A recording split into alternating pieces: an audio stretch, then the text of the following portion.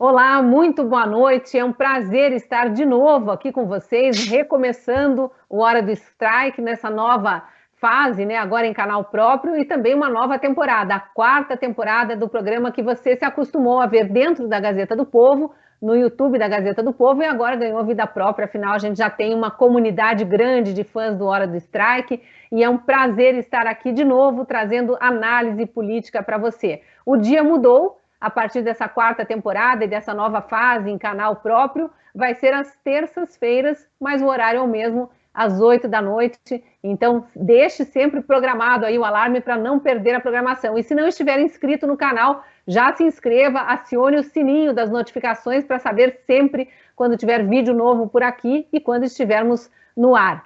Vocês já sabem, né? A gente anunciou aí que tem algumas pequenas mudanças, além dessa grande mudança de vir para um canal próprio. E uma delas é a presença do José Carlos Bernardi no lugar do Kim Paim. O Kim seguiu para novos projetos, não pôde participar dessa temporada. E é um prazer, viu, Bernardi, ter você aqui conosco nessa temporada aqui em nova casa, mas ainda com muita análise política, que eu sei que é o que você está acostumado a fazer também. Seja bem-vindo. Obrigado, Cris Grêmio. Obrigado a você que está acompanhando aí a Hora do Strike. Já faz parte dessa família, a Hora do Strike, né? Que privilégio da gente poder, Cris, de novo trocar uma ideia aqui, fazer análises, ver as coisas com uma lente ótica um pouco mais crítica, porque o que a gente tem visto aí, Cris, é que me parece que o jornalismo não desconfia mais de nada, aceita as versões como vêm, não se critica nada, se critica só um lado, não se analisa com mais profundidade. Então é um privilégio de fazer parte dessa família, Hora do Strike, né? Junto com você, minha colega querida, que já temos um ano juntos de jornada, com o Gustavo Gayer e a Bárbara do canal Te Atualizei. Mas você vai nos atualizar o que está acontecendo aí, Cris, por favor. Exatamente, estreia com emoção. O Gustavo Gayer e a Bárbara continuam conosco, né? Eles já vinham de outras temporadas do Hora do Strike, mas especificamente nessa estreia tiveram problemas pessoais, não puderam estar conosco, mas, surpresa, chamamos dois comentaristas muito queridos, também já conhecidos da audiência, para virem aqui conversar conosco sobre a política dessa última semana. Então vamos trazer juntos os dois aqui, o Alex Canuto, que é advogado e jornalista, e o Luiz Carlos Belém, que eu sempre digo que é jornalista, mas ele é economista, é que vem fazendo um trabalho jornalístico também, né, Luiz Carlos? Vocês já vão se apresentar e você conta para nós o que está fazendo. Alex, vou deixar você se apresentar primeiro. Boa noite, muito obrigada por aceitar o convite e estar conosco nessa estreia. Obrigado, Cris. Boa noite, Cris. Boa noite, Bernardi. Boa noite, Belém e toda a audiência do Hora do Strike. Como você disse, é com emoção. Vem aí que a gente não pode deixar a peteca cair e a gente é pau para toda a obra.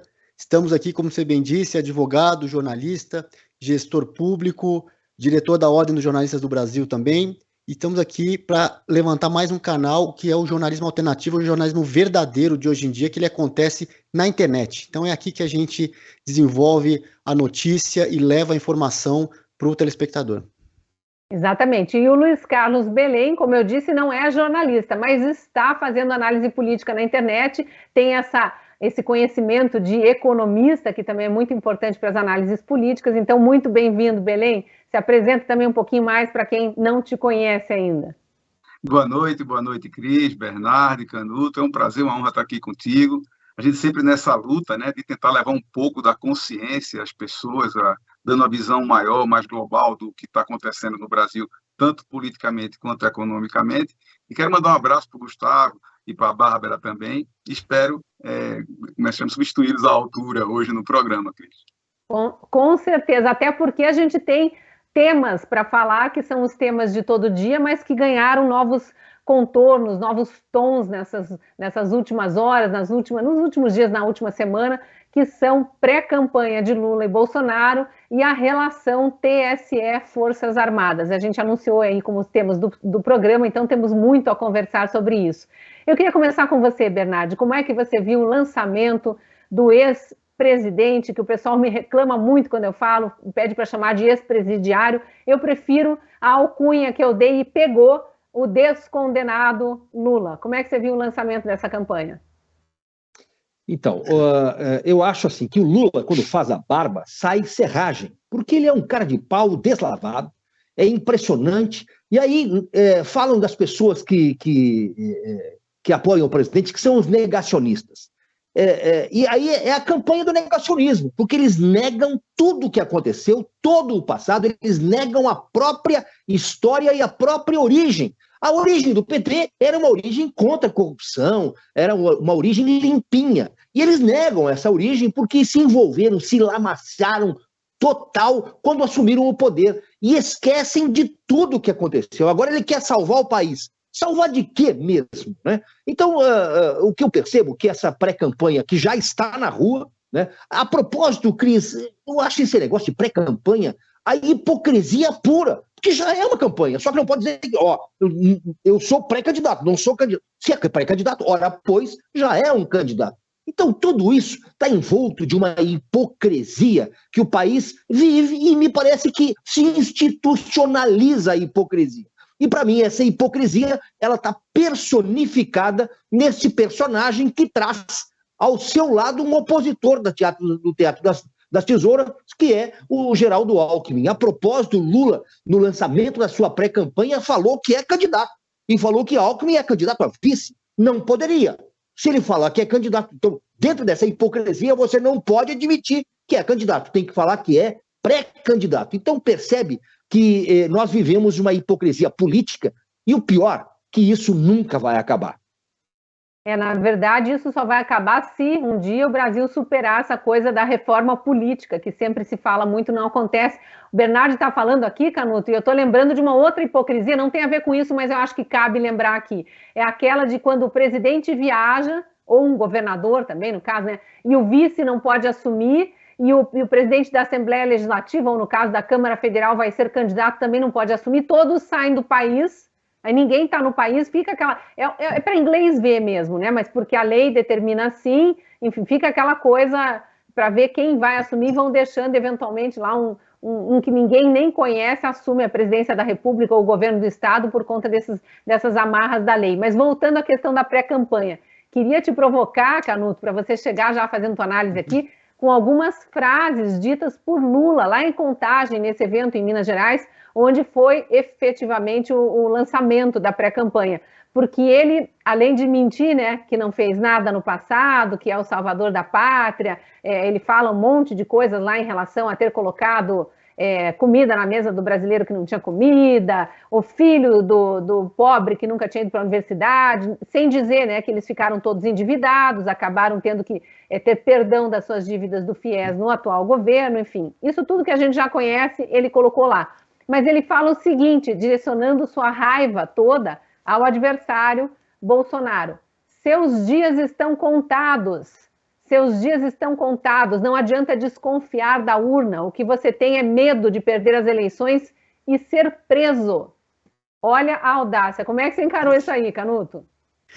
Olha, ele partiu pro tudo ou nada, né? Sabe assim, quando o time tá lá aos 43 do segundo tempo, vê que vai perder, precisa fazer o gol e vai na área, vai todo mundo, e se tomar o contra-ataque, paciência. Eu acho que o Lula tá nessa toada, porque ele tá sendo rejeitado nas ruas no Brasil inteiro, e ao invés de tentar buscar os setores da sociedade que rejeitam o PT, ele também, ele tá radicalizando mais ainda o discurso. Não tem mais aquele Lula de 2002, paz e amor, carta aos brasileiros, não tem, ele tá indo pro lado radical. E aí é por isso que ele vê essa reação no Brasil inteiro. Ou tem ruas vazias, ou tem vaias e cânticos contra o Lula. E uma outra coisa interessante nessa pré-campanha, como o Bernardo colocou, a questão da hipocrisia que acontece. A lei eleitoral diz que não pode fazer campanha antes do dia 15 de agosto. Mas, na verdade, se você fizer um estudo apurado, você vê que só não pode pedir voto expressamente, falar vota em mim ou nos outros candidatos e informar o número. Só isso que não pode. O resto...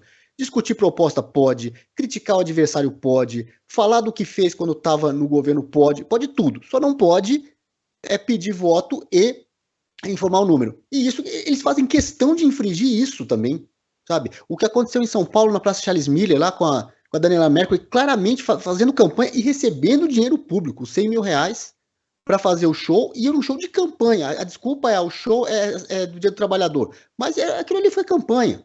É a mesma coisa quando o Lula vai nas universidades. Precisamos levar o debate aos estudantes. Só que só leva um lado.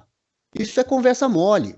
Isso é os sindicatos, centros acadêmicos e às vezes até o corpo discente de algumas universidades que aparelham a universidade e usam a estrutura que é paga com o dinheiro do contribuinte para fazer campanha só para um lado do espectro político.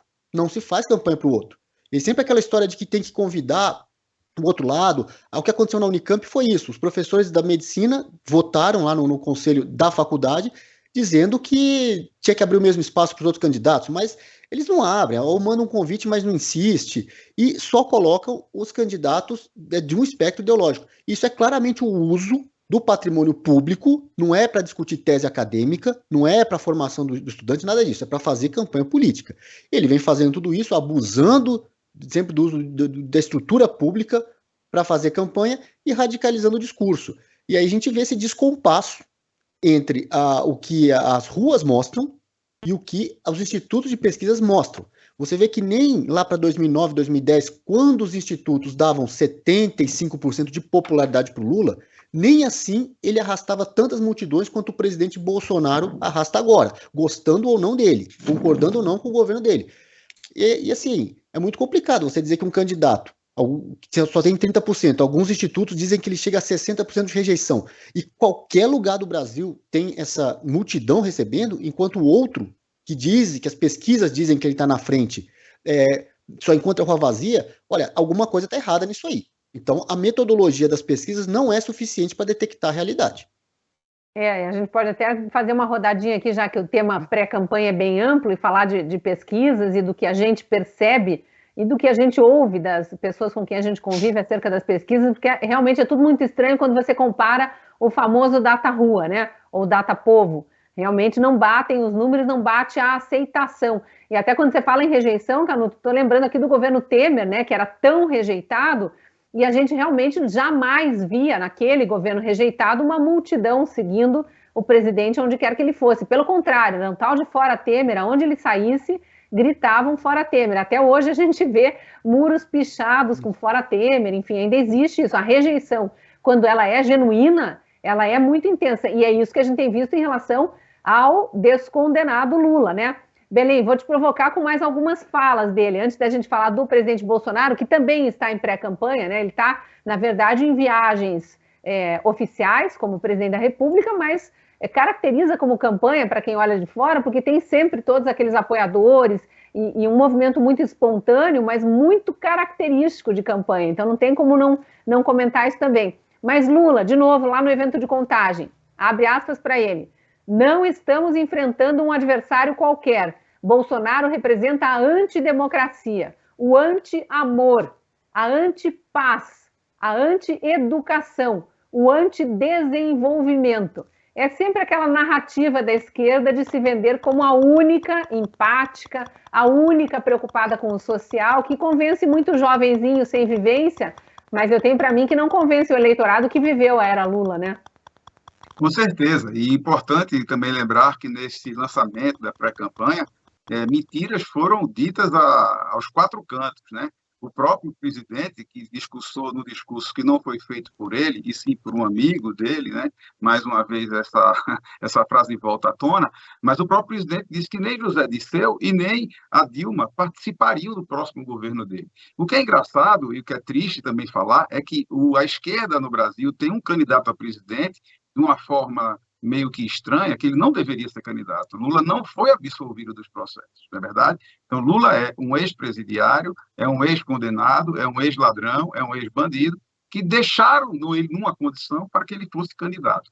E outra coisa que é triste também, Cristina, é que, pelo que a gente está vendo, não vai haver um debate entre Lula e o Bolsonaro, que seria muito bom para o povo ver os dois conversando, não se agredindo, mas conversando. Até porque Lula tem que mostrar aonde foi que esse modelo de governo dele, esse modelo progressista, em que país do mundo deu certo. Porque na Venezuela não deu certo, na Argentina não está dando certo, se for um modelo mais tradicional, em Cuba não deu certo. Então eu quero saber onde é que também nesses países, o qual estou citando, existe democracia. porque eu também não conheço nenhum país destes onde haja democracia. E muito pelo contrário, porque no governo do PT, democracia é quando a gente fala aquilo que eles querem escutar. Quando a gente fala aquilo que ele não quer escutar, é ditadura e outras palavras que eles utilizam. É muito complicada a situação política do Brasil, até porque tudo do que o PT critica que Bolsonaro não faz é o que Bolsonaro faz. E tudo que ele diz que fez é o que ele não fez. Se vocês observarem, no Brasil nunca se deveu tanto, nunca a população deveu tanto quanto no governo Lula. O que aconteceu? O Lula não fez a população melhorar a qualidade de vida deles. Sim, deu crédito. É como se você, Cristina, vivesse do cheque especial. Você tem uma conta no banco e você, de repente, tem uma surpresa do gerente de dar um limite altíssimo.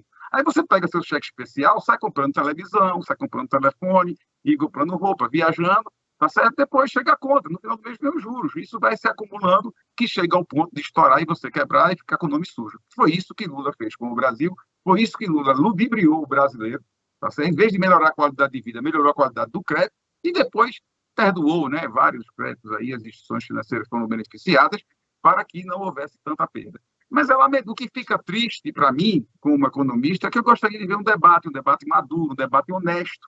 Mas isso não acontece muito com a esquerda. Infelizmente, nós temos hoje um candidato de esquerda que não representa nada de bom para esse país e que, infelizmente, nós vamos ter que ir para as urnas e talvez tenha a possibilidade dele voltar ao governo, que eu não acredito. Como quando tu falou, essas pesquisas, eu não acredito nas pesquisas.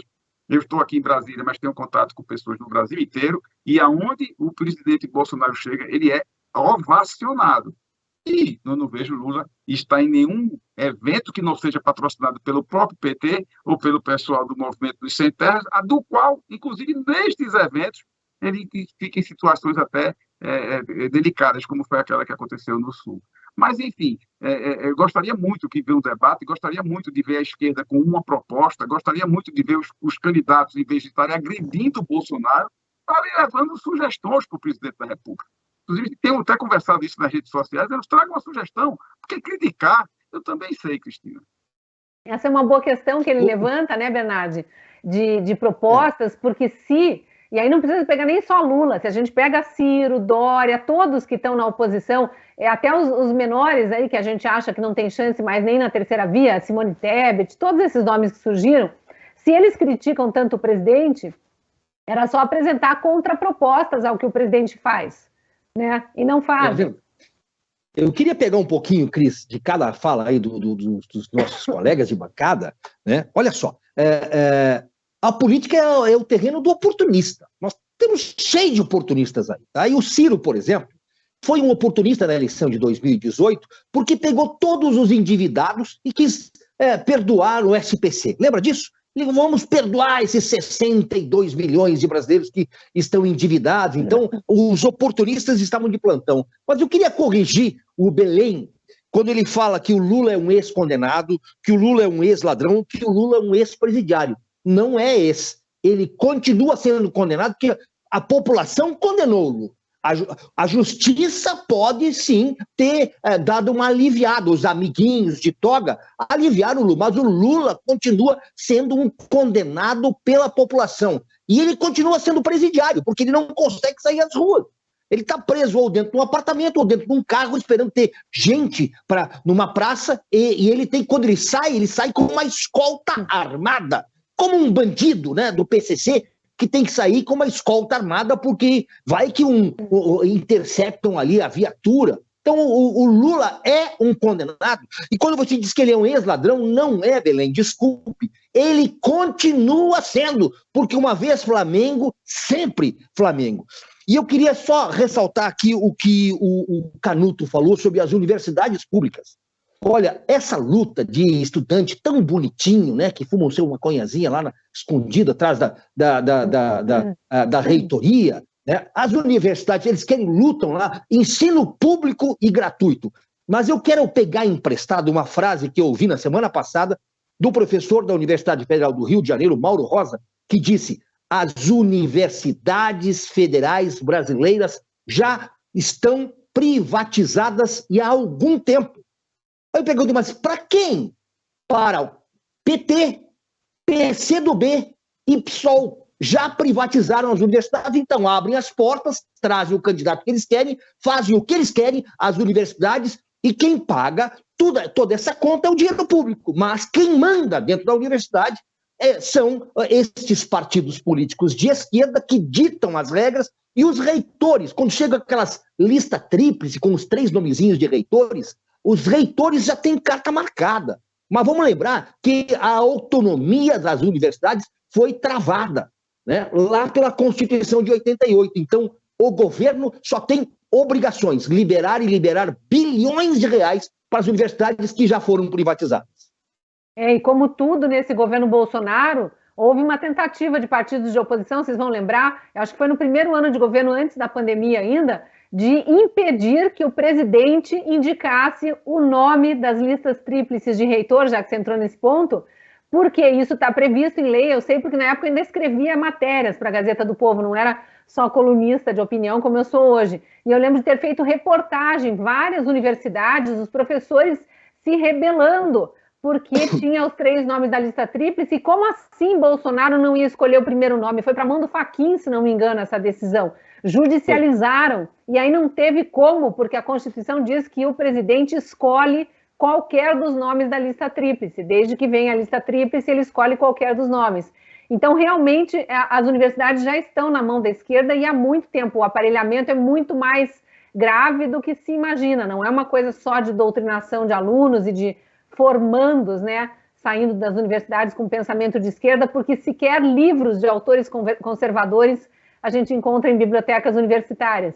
Mas fiz todo esse preâmbulo aqui para voltar para uma questão que você trouxe, Canuto, que foi esse evento recente também de pré-campanha de Lula na Unicamp. Foi antes desse evento oficial aí de lançamento da pré-campanha em Contagem, em Minas Gerais, mas causou um rebuliço, porque houve uma pequena oposição, mas de dentro da universidade mesmo, né?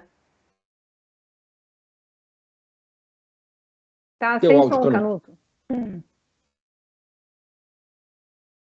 Agora sim. Então, existe realmente, está nascendo esse movimento, essa reação de pessoas que não estão dentro desse esquema de aparelhamento das universidades, gente que está lá para estudar e quer que o recurso público seja usado para melhorar o ensino e não para fazer campanha política, doutrinação e todo tipo de coisa. Essa história da autonomia universitária, que a Constituição de 88 coloca muito, de forma muito expressa, no artigo 200 e pouco, não lembro o número exatamente. 207. 207. Quer dizer, ela cria ilhas dentro da sociedade, sabe? Ali é como se fosse a Casa Grande e fora dali a senzala. Ali tem um direito especial. Polícia não entra. Que história é essa de que polícia não pode entrar na universidade? O estudante precisa ter liberdade de expressar sua opinião. E por acaso a polícia vai coibir essa liberdade de expressão da opinião? Não vai. A polícia vai prender um estudante porque está em cima do caixote com o megafone, porque está distribuindo panfleto? Nada disso. A polícia vai coibir, sabe o quê? Tráfico de drogas, por exemplo. Aquela cena do filme Tropa de Elite é muito emblemática do que são as universidades públicas no Brasil todo. Quando o cara do Xerox, né, o pessoal mais novo nem sabe o que é isso, mas na nossa época tinha lá, você tinha que pegar o livro, o texto do professor xerocar, mas enfim, era um funcionário da universidade, de uma terceirizado ali do centro acadêmico, junto com um estudante que buscava droga na favela e entregava para esse funcionário distribuir. Isso é o retrato, não vou dizer 100%, claro, mas é o mais comum nas universidades públicas. E aí é para isso que eles não querem polícia lá dentro. Eu estudei numa universidade pública e aquilo ali era centro de distribuição de drogas para alunos e pessoas alheias à faculdade também. Aí a desculpa é de liberdade de opinião. Nada disso. As universidades têm que prestar contas para o contribuinte que paga todo o custo daquelas universidades. E as universidades brasileiras têm obtido notas muito ruins nos rankings internacionais. E aí, o contribuinte vai continuar pagando isso? Algumas dessas universidades, se você olhar as contas, elas não se pagam, elas são deficitárias. Até a folha de pagamento, assim, o que se gasta só de folha de pagamento, já é praticamente o orçamento inteiro. Então, alguma coisa precisa sim ser revista nisso. A gente não tem que ter medo de defender o fim da autonomia universitária, não tem que ter autonomia da universidade pública, não. Quem paga aquilo ali é a sociedade, tá? Tem que haver essa reformulação geral aí no que acontece dentro das universidades com relação à lista tríplice. Isso sempre foi a regra. Então, essa história de que tem que chamar o primeiro, se tem que chamar o primeiro, não precisa de lista tríplice. A comunidade elege um diretor, o reitor, não precisa de lista tríplice. Lista tríplice para você eleger o meu, né? escolher o meu indicado, que é da minha preferência. Então, assim, é o pessoal acostumado a controlar as universidades públicas, só que, assim, quem controla é quem paga aquilo ali, o contribuinte. Então, precisamos rever muito urgentemente essa regra das universidades no Brasil. Ô, Belém, você viu que a gente acabou começando uma campanha de debate de ideias aqui, já que os candidatos não estão fazendo isso?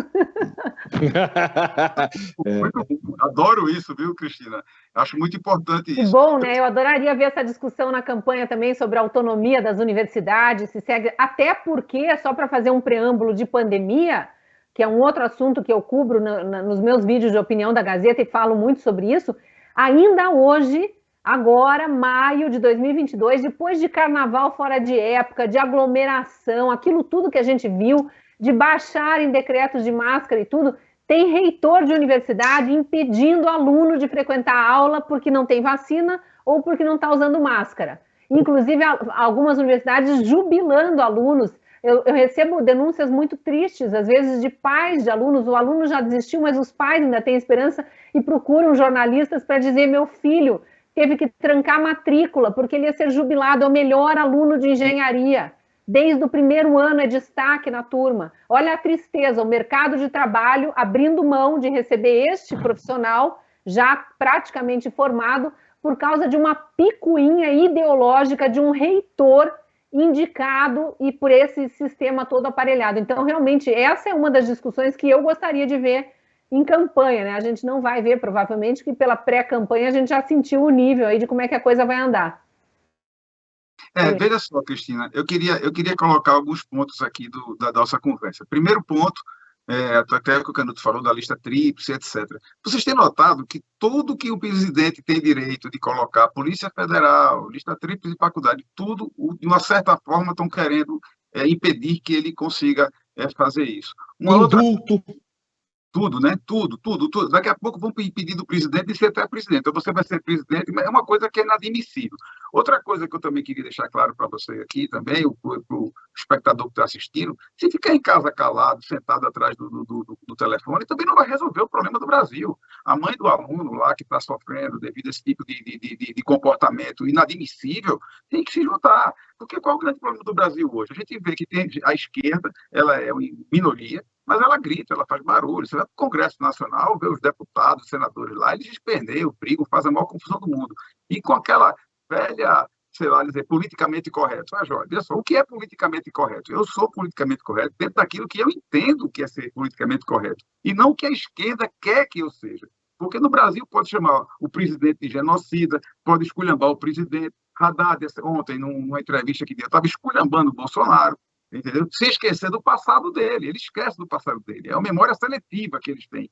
Outra coisa também que eu queria falar aqui é que, se vocês observarem, o professor Olavo de Carvalho falava muito sobre isso quando ele dava as aulas dele, dizendo o seguinte: tem que dominar as escolas, os meios de comunicação, aí onde forma a opinião pública. Não só é Brasília, não só é eleger deputado federal, não só é eleger governador e senador. A sociedade tem que passar por um processo de transformação. Agora, esse processo de transformação começa em mim, começa em você. Não adianta só reclamar. É inadmissível. Desculpa até, Bernardo, eu ter dito ex-presidente. É inadmissível para um país decente você ter um pré-candidato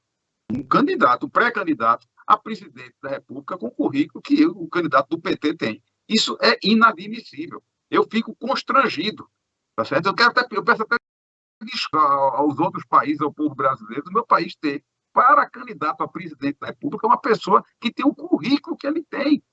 O currículo que ele tem. Não é verdade? Então, assim, é difícil a situação do Brasil.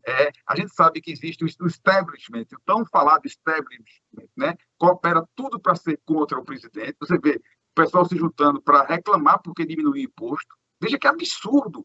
O presidente fazendo uma política econômica onde dá para equalizar algumas contas e reduzir alguns impostos e algumas taxas, e a esquerda esperneando. E hoje estavam lá reclamando do preço do salário mínimo. Ou seja, eles estão sempre reclamando, não levam nada, não evoluem nada, nenhum debate é produtivo. Você veja, Cristina, aquela CPI do Covid, que foi uma maior vergonha.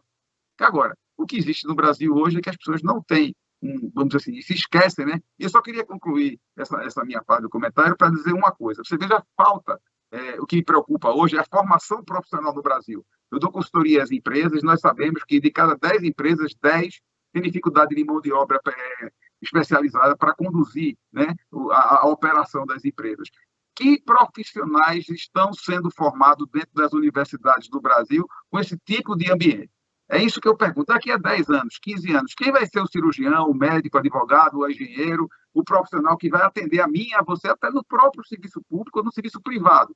Que país a gente está deixando para os nossos filhos e nossos netos? É uma situação muito preocupante. Eu, quando vi aquela deputada federal lançar aquele projeto do absolvente para a mulher, e o presidente indeferiu. Por quê? Porque no projeto, olha só, deputada federal eleita e bem remunerada para exercer sua função, ela esqueceu, entre aspas, de colocar no projeto qual era a origem dos recursos para poder fazer o pagamento daquele material que ia ser dado ao povo.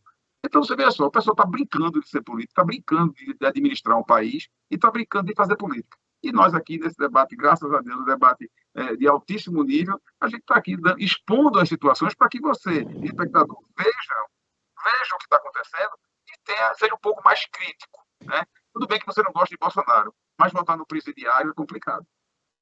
É bom que você deu um recado para os eventuais esquerdistas que estejam invadindo aqui a live, porque a gente sempre tem essa reclamação no chat, sai daí, sai daí. Eles frequentam as lives mais conservadoras, parece que querem vir espionar o que nós estamos conversando, mas a gente espera que eles aprendam um pouco de Brasil e um pouco de patriotismo, de pensar no país mesmo e no futuro do país, em vez de ficarem só criticando. Bernardo, para a gente fechar essa rodada de pré-campanha, que a gente acabou já falando aqui de projetos para o Brasil também, é muito bom, né?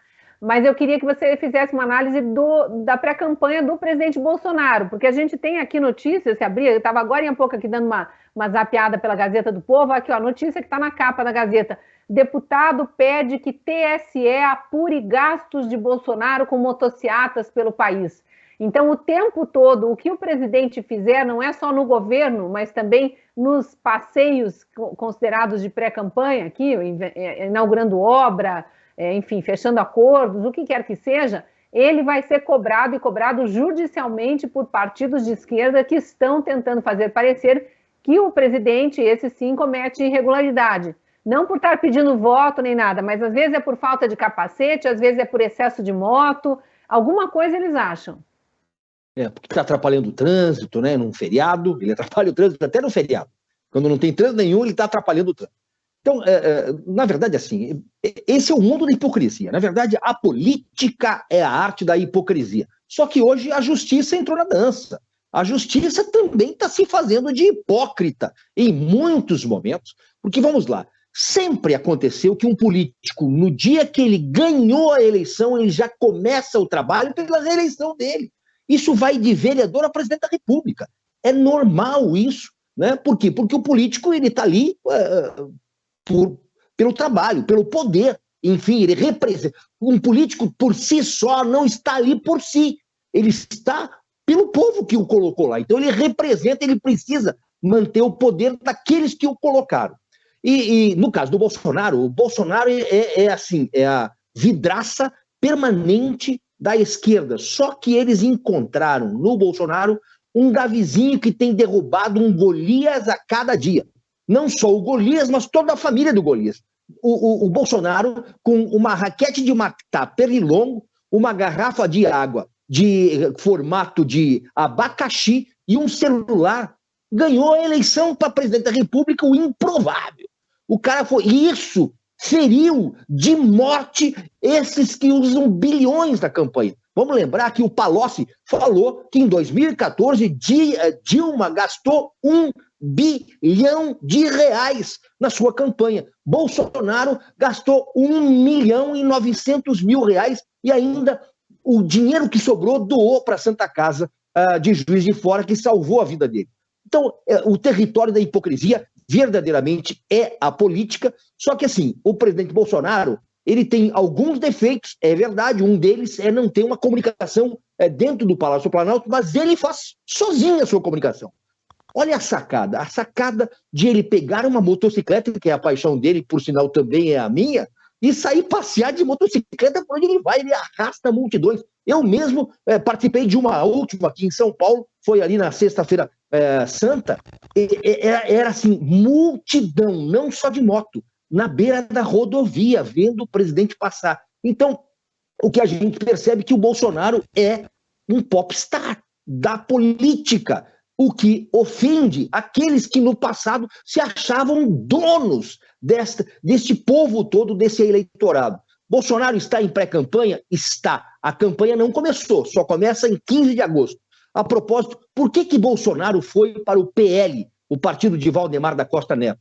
Porque durante a campanha eleitoral, que é deflagrada a partir de 15 de agosto, todas as despesas do presidente em deslocamento, desde de diária do piloto, do copiloto, o pessoal da segurança, todo o aparato do palácio que é colocado à disposição do presidente, até o combustível da aeronave precisa ser pago. E não pode ser um partido que não tenha dinheiro. Está se estimando que este ano, só nestas despesas, a presidência da República vai ter ressarcido dos cofres públicos pelo PL cerca de 60 milhões de reais, e o Bolsonaro não podia ir para um partido que não tenha essa condição financeira para bancar essas despesas por ele ser o presidente da República.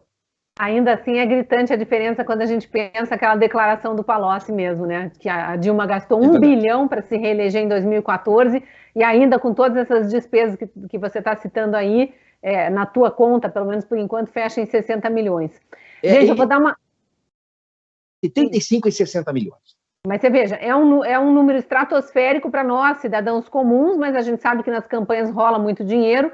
Mas imagine o que foi Dilma Rousseff ter 1 bilhão de reais retirado das nossas empresas estatais, né? Tudo caixa 2 de campanha montado de forma desonesta, vamos lembrar, mas ter 1 bilhão para vencer os adversários. É muito desonesto, realmente. Cristina, não esqueça que o Gilmar Mendes, naquele vídeo que circula até hoje na internet, falou que o esquema tem 38 bilhões de reais. Quer dizer, quanto foi, meu Deus? Alguma coisa assim. Até 2036 eles teriam dinheiro para sustentar todas as campanhas do PT. Todas as campanhas do PT.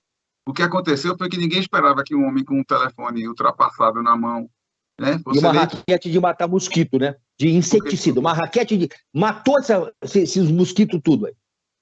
Verdade. Vocês falaram de Gilmar Mendes, mencionaram o judiciário, a gente já vai entrar para a rodada final aqui para falar de TSE e Forças Armadas.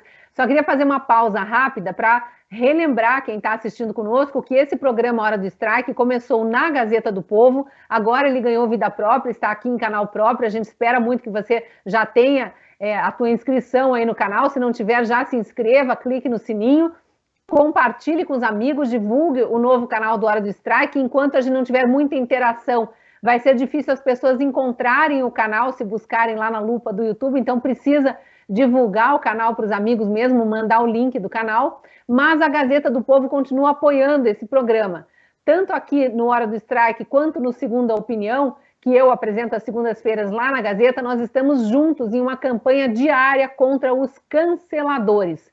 Só que para mantermos essa batalha viva, nós precisamos de você que está nos assistindo. O Hora do Strike só está no ar, como eu estava dizendo aqui agora há pouco, porque a Gazeta do Povo disponibilizou recursos para nós continuarmos e abriu uma promoção para você mostrar que você também está do nosso lado, do lado da Gazeta e do lado da Hora do Strike. Nós vamos assistir um vídeo que mostra bem o que nós estamos enfrentando e por que você precisa assinar a Gazeta do Povo agora mesmo.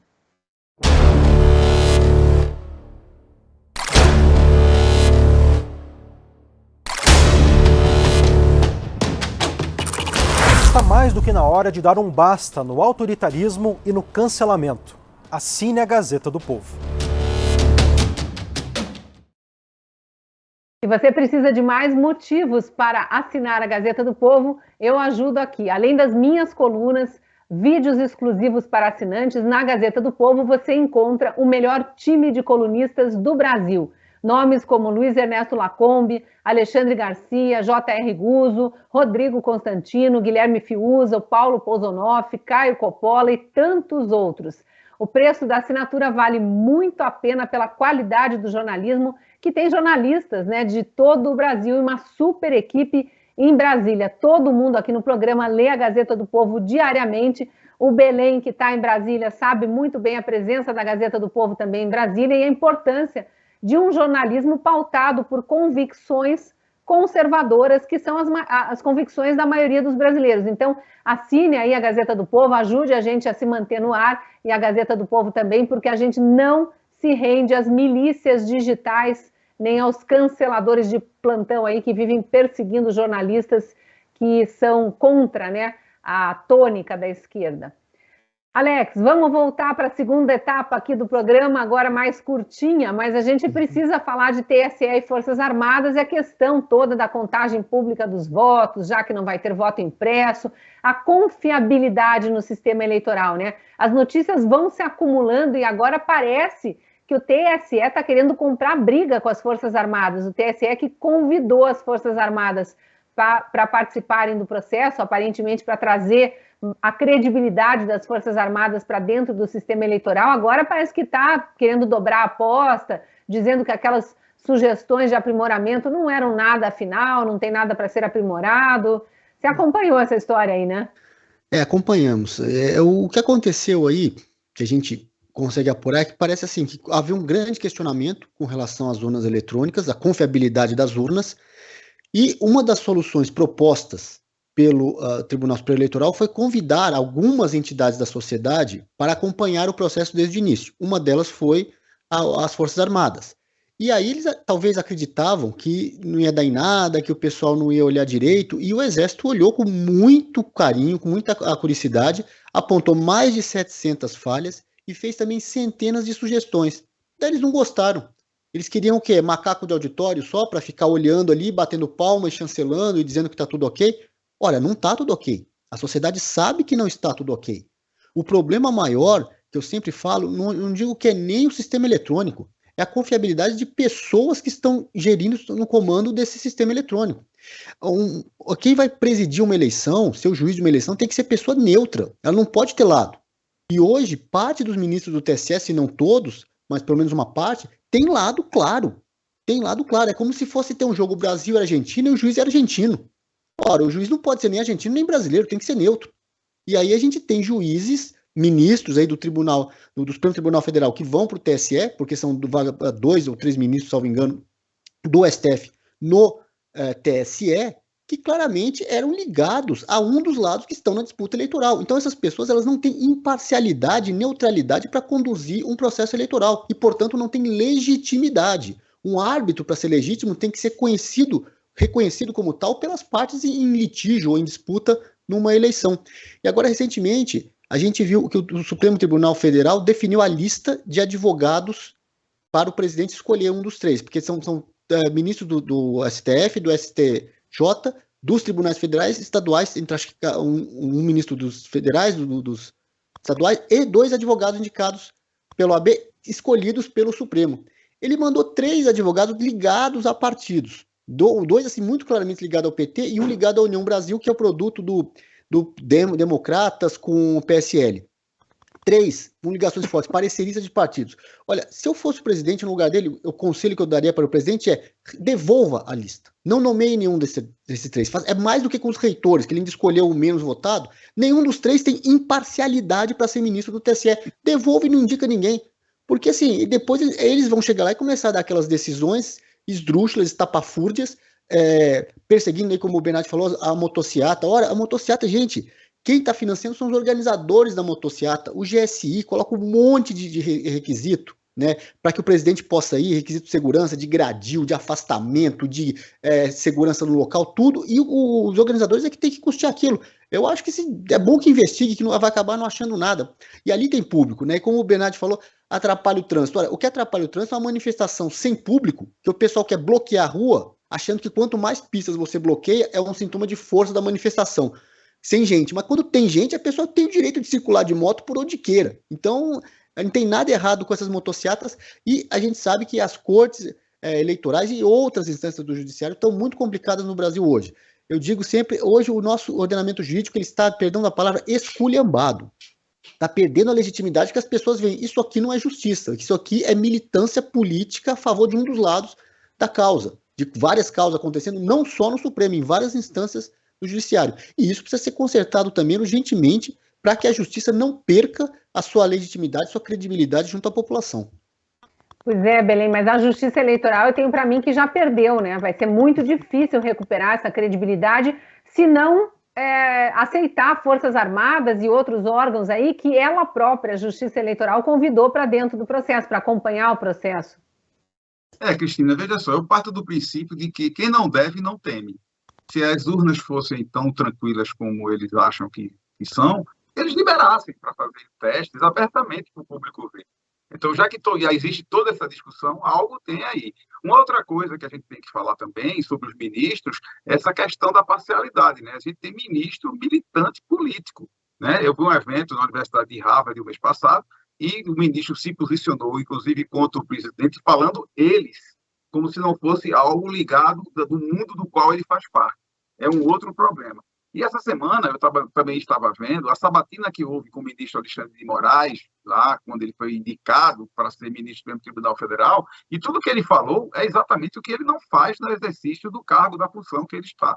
Na verdade, então, assim, é complicado essa questão jurídica. Eu, como trabalho também na iniciativa privada, eu vejo que existe uma insegurança jurídica no Brasil. Então, a repercussão das atitudes desses ministros em toda essa área judicial do Brasil, da justiça, está provocando esse tipo de problema. Uma outra coisa também é com relação à OAB, né? É verdade que o presidente da OAB também é um militante político. Então, eu tenho até questionado alguns amigos meus advogados como é que eles permitem que o presidente do órgão de classe dele tenha esse tipo de comportamento. Então, veja só, o Brasil hoje realmente passa por essa dificuldade, por esse problema. Eu acho que tem solução, tá certo? As eleições vão apontar para um caminho melhor para a gente. Bolsonaro vai ter realmente uma confirmação do que ele está fazendo, que o povo concorda com ele, mas a gente tem que rever o Brasil. Não podemos ter um país onde você coloca dentro de um dos poderes, né, dentro de um órgão de um dos poderes, pessoas que possam passar 30 anos trabalhando lá, sendo ministro do STF. Então, esse modelo do Brasil é um modelo que tem que ser revisto, tem que ser mudado. Da mesma forma que o presidente é eleito, passa 4 anos, depois ele pode ser reeleito, talvez os ministros do STF tenham que ter um modelo parecido, que sejam juízes de carreira. Cristina, é inadmissível você ter como ministro do Supremo Tribunal Federal uma pessoa que nunca foi juiz. Isso é complicado para o Brasil. O povo, de uma certa forma, talvez não entenda isso. Mas como é que um ministro do STF pode julgar algo que o juiz decidiu? Você veja só, a canetada do Fachin, ele destruiu a justiça, as instâncias da justiça, juízes, desembargadores, advogados, tudo que foi feito, uma canetada só de uma pessoa, conseguiu desconstruir tudo aquilo que passou-se meses e anos sendo feito no Brasil. Então, essa questão da justiça tem que ser revista, essa questão do TSE tem que ser revista. As eleições, existem mecanismos hoje, né, que nós sabemos. Só para você ter uma ideia, o modelo do sistema que é utilizado para as eleições no Brasil é um modelo altamente ultrapassado. Só existem 2 países no mundo que utilizam esse modelo porque não tem recursos para colocar um modelo mais novo. E o telefone celular do ministro, com certeza, deve ser o da última geração, as urnas eletrônicas da qual ele está defendendo de uma forma inexplicável, são urnas de modelo nenhum, sei lá. Então, infelizmente, o Brasil está passando por isso. Mas, para concluir a minha parte aqui, eu acho que essa interferência que está acontecendo também do poder judiciário, né, no poder executivo, é outro item muito complicado, Cristina, porque o poder judiciário, na hora que está interpretando as leis, ele está reeditando as leis. E quem tem o poder de reeditar as leis é o poder legislativo. Então, tem muita coisa para a gente debater, mas eu estou bastante satisfeito com o debate, estou gostando. E, Cristina, só para eu terminar a minha parte aqui, vamos convidar, quem sabe, o pessoal da esquerda, tem um ambiente aqui propício para o debate, quem sabe eles vêm aqui e trazem alguma sugestão para a melhoria do Brasil. Acho bem difícil, viu? Eles não andam dispostos a debater, andam chamando nós de negacionistas e eles nunca trazem proposta, estão se negando a debater apenas ódio, rancor, ao mesmo tempo em que se dizem os empáticos, né? Ninguém larga a mão de ninguém, aqueles discursinhos vazios que a gente está acostumado a ver. Mas, Bernardi, para a gente encerrar essa etapa de TSE e Forças Armadas, você vê luz no fim do túnel, porque o fato é que o brasileiro continua desconfiado, nós continuamos, e com razão, né? Não houve nenhum, fora a garantia sou eu, do Barroso, não houve nenhuma garantia de que o sistema é efetivamente seguro e que vá ser seguro. A gente está vendo o Data Rua gritando para nós quem é popular, quem tem aprovação, quem tem menos rejeição, ao mesmo tempo as vaias, deixando de forma muito clara quem é rejeitado, e a gente sabe por que é rejeitado, e aí o medo, claro, do brasileiro de eventualmente ver uma surpresa nas urnas, né? Até porque essas pesquisas parece que vão querendo criar um clima de um suposto resultado que talvez já né, cartas marcadas, enfim. Há luz no fim do túnel, na tua opinião, diante dessa desavença entre TSE e Forças Armadas?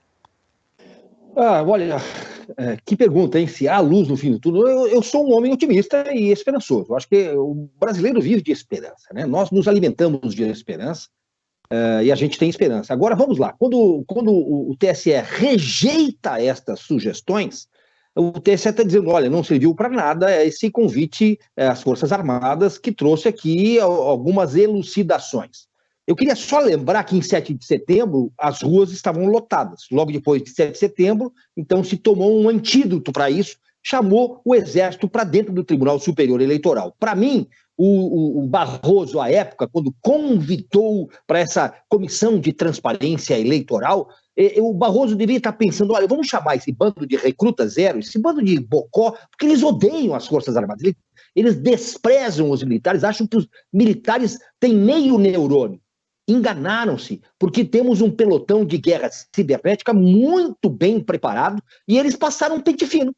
O Exército, quando passa um pente fino, dentro que conta ali com softwares israelenses e americanos, não é software que você encontra na 25 de março ou na Santa Efigênia, em São Paulo, ou você compra pela internet. Não, são softwares de Forças Armadas de guerra cibernética. E eles passaram um pente fino e encontraram tão somente 712 inconsistências, vulnerabilidades no sistema eleitoral brasileiro. Ou seja, 712 vulnerabilidades. Destas, 257 vulnerabilidades consideradas gravíssimas. Ou seja, nós estamos diante de um sistema falho. E aí os negacionistas são quem? Aqueles que negam estas evidências ou os que desconfiam?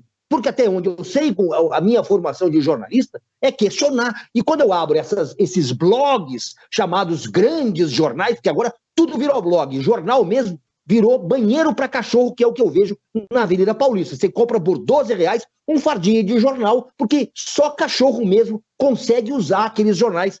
E aí a gente vê, parece que eles não têm mais senso crítico. E quando as Forças Armadas entram dentro do Tribunal Superior Eleitoral e encontram esses montes e montes de incongruências, de que forma o TSE encara? Não, nós rejeitamos porque faz tantos anos, quase 30 anos, que nós temos eleições limpas. Nunca houve sequer uma irregularidade. Não houve, sabe por quê? Porque nunca vocês registraram irregularidades. Não admitiram irregularidades registradas. Eu, por exemplo, tenho amigos que digitaram um número e apareceu outro na hora de confirmar o voto dele. Então, e aí foi reclamar para quem? Para o Papa?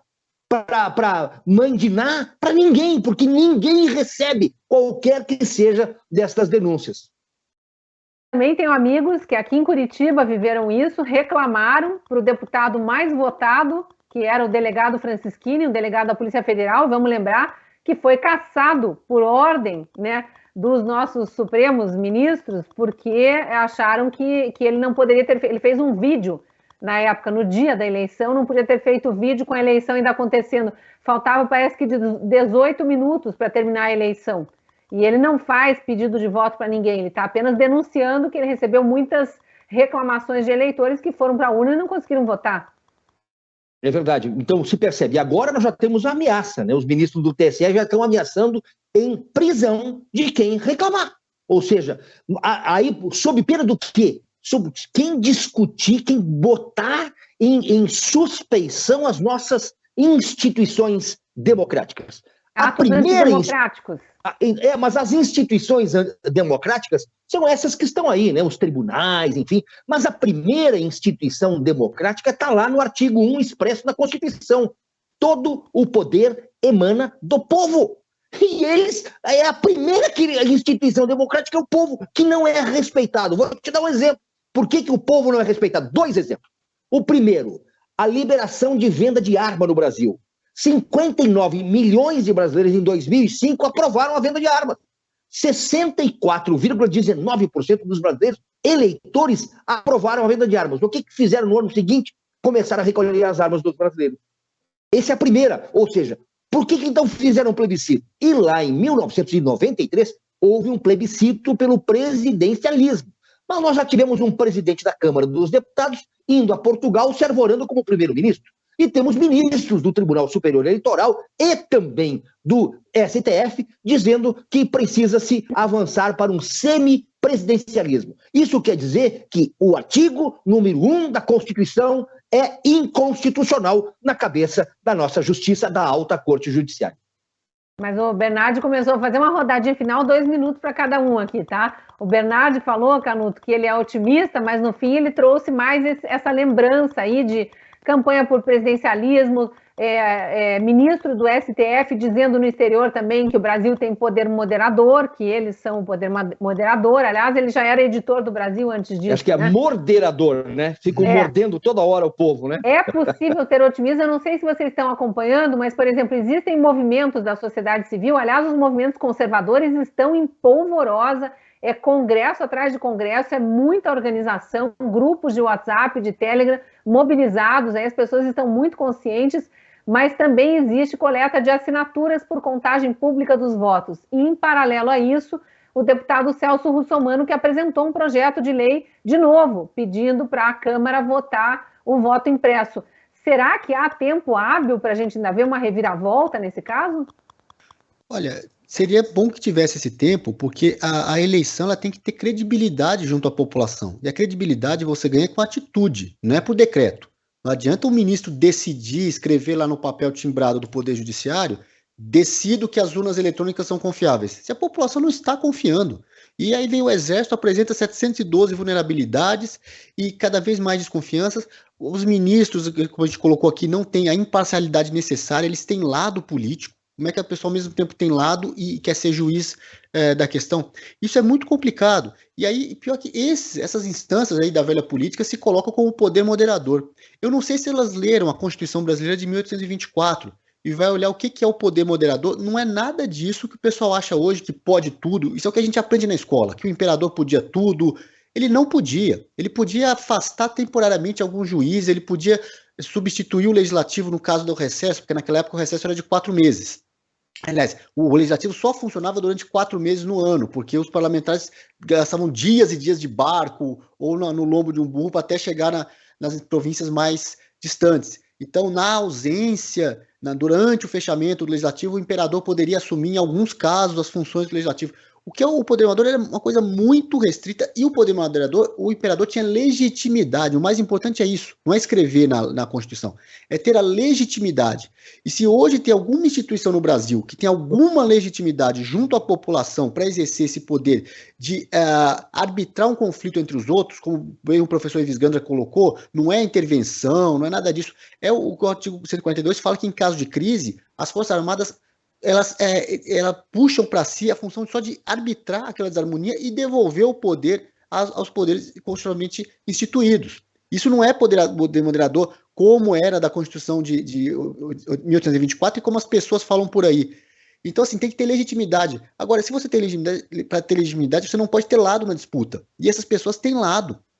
Esses membros, esses chefes de poder aí do legislativo, alguns do judiciário, eles têm lado, estão se arvorando o poder moderador, falando que o Brasil é um semipresidencialismo. Não tem nada disso, não tem primeiro-ministro. A legitimidade para o chefe de Estado e de governo, quem confere é o povo, e o povo conferiu. Se votou certo ou votou errado, nós vamos saber em outubro desse ano. Se o povo votar de novo no mesmo candidato, é porque entende que votou certo, se não é porque entende que votou errado. Não é judiciário e nem membro do legislativo que vai se arvorar primeiro-ministro ou qualquer coisa do tipo. O Brasil já teve experiência parlamentarista 2 vezes, quando houve plebiscito também 2 vezes, em 63 e em 1993, se não me engano, já teve as duas vezes, votou em peso no presidencialismo. Então não é essa história de presidencialismo branco, isso aí é conversa mole, conversa para boi dormir, é de gente que não aceita a derrota e não aceita a vontade popular. A vontade popular hoje é de um governo conservador e que está sendo impedido de implementar as suas propostas que foram legitimadas nas urnas,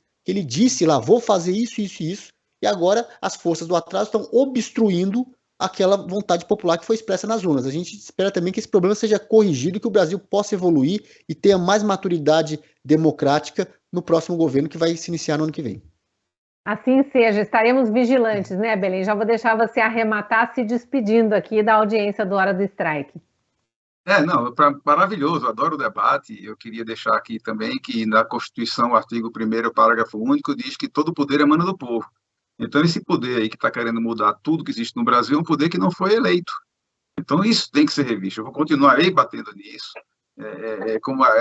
Quando eu digo que, às vezes, que o poder judiciário não é legítimo, é porque ele não foi eleito pelo povo. Pelo menos o pessoal que está no STF aí querendo mudar tudo que está sendo feito é isso. Agora, veja só, com relação a essa questão do ambiente político hoje no Brasil, Cristina, é bom a gente ressaltar que o conservadorismo no Brasil, ele meio que ressuscitou na era Bolsonaro, né?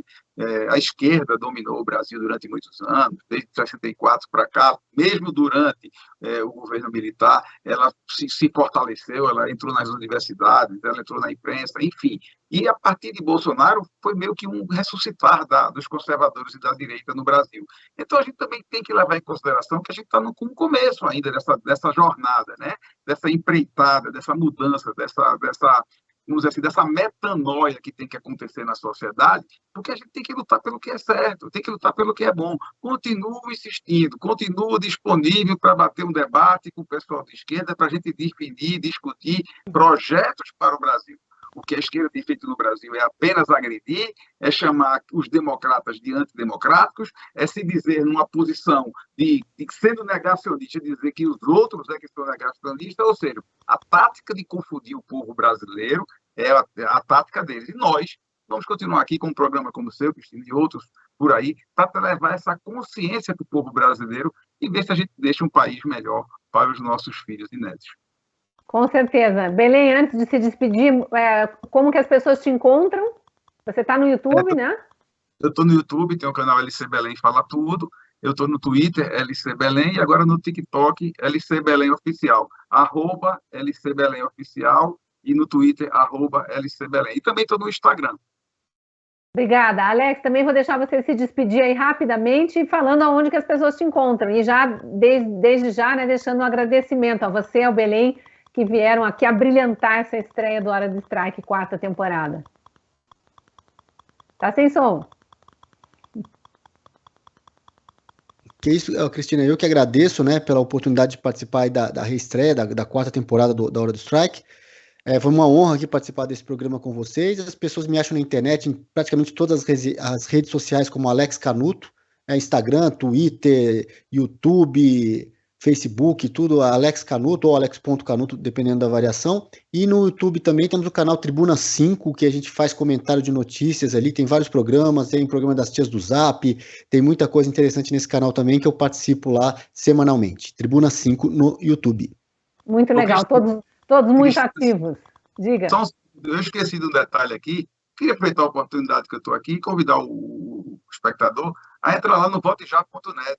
É um movimento que nós fazemos parte aqui do Projeto União Brasil, que é um projeto das pautas conservadoras. Então, você que está aí, entra lá no votejá.net e conhece o projeto que nós estamos fazendo para ajudar nas pautas do presidente.